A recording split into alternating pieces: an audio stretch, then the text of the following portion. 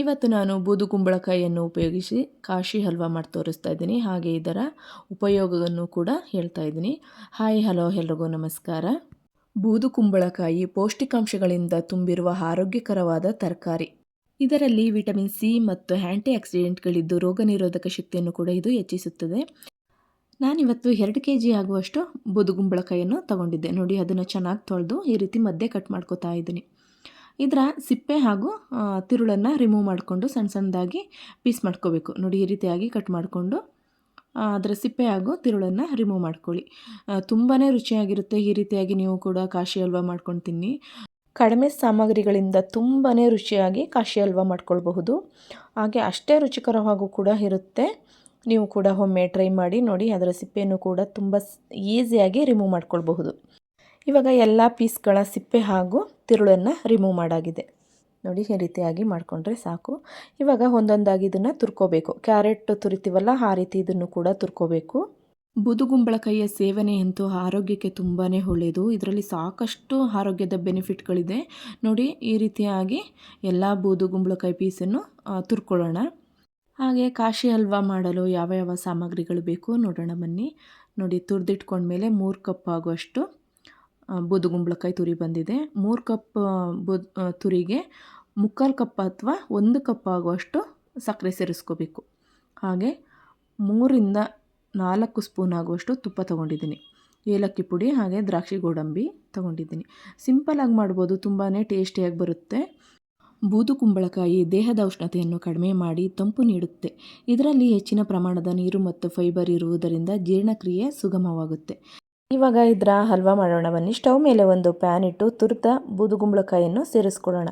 ನೀರು ಸಮೇತ ನಾನು ಸೇರಿಸ್ಕೊತಾ ಇದ್ದೀನಿ.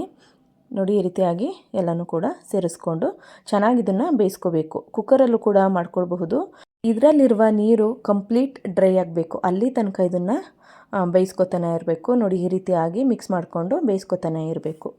ಲೋ ಫ್ಲೇಮ್ ಇಟ್ಟು 10 ಮಿನಿಟ್ಸ್ ಆದರೂ ಇದನ್ನು ಬೇಯಿಸ್ಕೋಬೇಕು. ನೋಡಿ, ಈ ರೀತಿಯಾಗಿ ಮಧ್ಯೆ ಮಧ್ಯೆ ಮಿಕ್ಸ್ ಮಾಡ್ತಾ ಬೇಯಿಸ್ಕೊತಾನೆ ಇರಬೇಕು. 10 ಮಿನಿಟ್ಸ್ ಲಿಡ್ ಕ್ಲೋಸ್ ಮಾಡಿ ಇದನ್ನು ಬೇಯಿಸ್ಕೊಳ್ಳೋಣ. ಕಡಿಮೆ ಕ್ಯಾಲೋರಿಗಳು ಇರುವುದರಿಂದ ತೂಕ ಕಡಿಮೆ ಮಾಡೋರ್ಗಂತೂ ತುಂಬಾ ಒಳ್ಳೆಯದು. ಬೇಗ ವೆಯ್ಟ್ ಲಾಸ್ ಮಾಡ್ಕೊಳ್ಬಹುದು ಇದ್ರ ಸೇವನೆ ಮಾಡೋದ್ರಿಂದ. ನೋಡಿ, 10 ಮಿನಿಟ್ಸ್ ಆಗಿದೆ. ಮತ್ತು ಇದನ್ನು ಮಿಕ್ಸ್ ಮಾಡಿಕೊಂಡು ಚೆಕ್ ಮಾಡ್ಕೊಳ್ಳೋಣ ನೀರು ಕಂಪ್ಲೀಟ್ ಡ್ರೈ ಆಗಿದೆಯೋ ಇಲ್ವೋ ಅಂತ. ಇದರಲ್ಲಿರುವ ನೀರು ಮತ್ತು ಖನಿಜಗಳು ಚರ್ಮವನ್ನು ಹೈಡ್ರೇಟ್ ಮಾಡುತ್ತೆ. ಇದು ಆರೋಗ್ಯಕ್ಕೂ ಕೂಡ ಒಳ್ಳೆಯದು. ಸ್ಕಿನ್ಗೆ, ಹೇರ್ಗೆ, ಪ್ರತಿಯೊಂದಕ್ಕೂ ಕೂಡ ತುಂಬಾ ಒಳ್ಳೆಯದು. ಮತ್ತು ಇದನ್ನು ನಾನು 5 ಮಿನಿಟ್ ಲಿಡ್ ಕ್ಲೋಸ್ ಮಾಡಿ ಮಧ್ಯೆ ಮಧ್ಯೆ ಇದನ್ನು ಮಿಕ್ಸ್ ಮಾಡ್ಕೊತಾನೆ ಇರಬೇಕು. ನೋಡಿ, ಇವಾಗ ಇಷ್ಟ ಆಗಿದ್ರೆ ಸಾಕು. ನೀರು ಕೂಡ ಚೆನ್ನಾಗಿ ಡ್ರೈ ಆಗಿದೆ. ಇವಾಗ 3 ಕಪ್ ಆಗುವಷ್ಟು ಕುಂಬಳಕಾಯಿನ ತುರಿಗೆ 3/4 ಕಪ್ ಅಥವಾ 1 ಕಪ್ ಆಗುವಷ್ಟು ಸಕ್ಕರೆ ಸೇರಿಸ್ಕೊತಾ ಇದ್ದೀನಿ. ಮುಂಚೆನೇ ಸಕ್ಕರೆ ಸೇರಿಸ್ಕೊಂಡ್ರೆ ಪಾಕ ಬಂದಂಗೆ ಆಗಿಬಿಡುತ್ತೆ. ಸೊ ಅದಕ್ಕಾಗಿ ಬೂದುಗುಂಬಳಕಾಯಿಲಿರುವ ನೀರು ಡ್ರೈ ಆದಮೇಲೆ ಸಕ್ಕರೆನ ಆ್ಯಡ್ ಮಾಡ್ಕೊಳ್ಳಿ. ಸಕ್ಕರೆ ಹಾಕಿದ್ಮೇಲೆ ಚೆನ್ನಾಗಿ ಒಂದು ಸಾರಿ ಮಿಕ್ಸ್ ಮಾಡಿ ಲಿಡ್ ಕ್ಲೋಸ್ ಮಾಡಿ ಬೇಯಿಸ್ಕೊಳ್ಳೋಣ. ನೋಡಿ, ಇವಾಗ ಇನ್ನೂ ಒಂದು ಸಾರಿ ಮಿಕ್ಸ್ ಮಾಡಿಕೊಂಡು ತುಪ್ಪ ಆ್ಯಡ್ ಮಾಡ್ಕೊಳ್ಳೋಣ. 1 ರಿಂದ 2 ಸ್ಪೂನ್ ಆಗುವಷ್ಟು ತುಪ್ಪ ಸೇರಿಸ್ಕೊಳ್ಳೋಣ. ತುಪ್ಪ ಜಾಸ್ತಿನೂ ಕೂಡ ಯೂಸ್ ಮಾಡ್ಕೊಳ್ಬಹುದು. ತುಪ್ಪ ಬೇಡ ಅಂದರೆ ಸ್ಕಿಪ್ ಕೂಡ ಮಾಡ್ಕೊಳ್ಬಹುದು.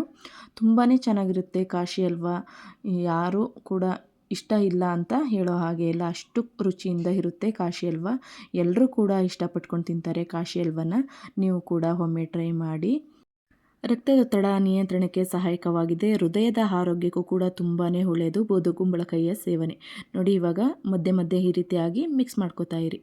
ಇದರಲ್ಲಿರುವ ನೀರಿನಂಶ ಕಂಪ್ಲೀಟಾಗಿ ಡ್ರೈ ಆಗಬೇಕು. ಅಲ್ಲಿ ತನಕ ಇದನ್ನು ಮಿಕ್ಸ್ ಮಾಡ್ಕೋತಾನೆ ಇರಬೇಕು.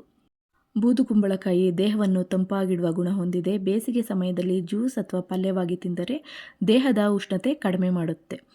ಜೀರ್ಣಕ್ರಿಯೆಗಂತೂ ತುಂಬಾ ಒಳ್ಳೆಯದು. ಅಜೀರ್ಣ ಸಮಸ್ಯೆ ಇದ್ದಾಗ ಬೂದುಗುಂಬಳಕಾಯಿಯ ಸೇವನೆ ಮಾಡಿದ್ರೆ ಅಜೀರ್ಣ ಸಮಸ್ಯೆ ನಿವಾರಣೆಯಾಗುತ್ತೆ. ನೋಡಿ, ಚೆನ್ನಾಗಿ ಹಲ್ವಾನು ಕೂಡ ರೆಡಿಯಾಗಿದೆ.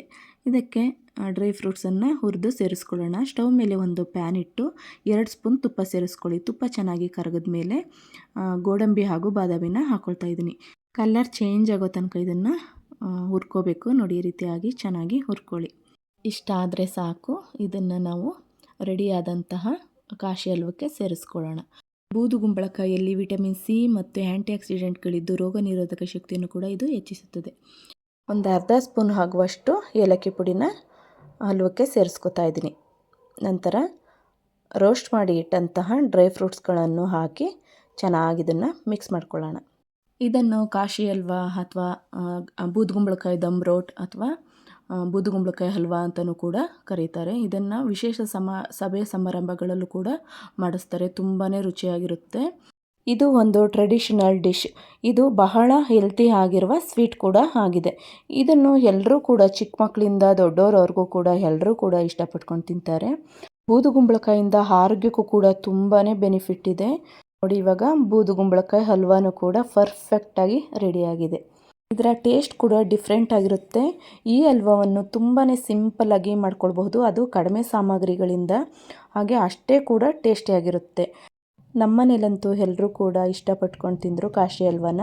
ನೀವು ಕೂಡ ಒಮ್ಮೆ ಟ್ರೈ ಮಾಡಿ. ಈ ವಿಡಿಯೋ ನಿಮಗೆ ಇಷ್ಟ ಆದರೆ ಪ್ಲೀಸ್ ಲೈಕ್, ಶೇರ್, ಕಮೆಂಟ್ಸ್ ಮಾಡಿ. ಹಾಗೆ ನನ್ನ ಚಾನಲ್ನ ಸಬ್ಸ್ಕ್ರೈಬ್ ಮಾಡಿ ಫ್ರೆಂಡ್ಸ್. Thank you.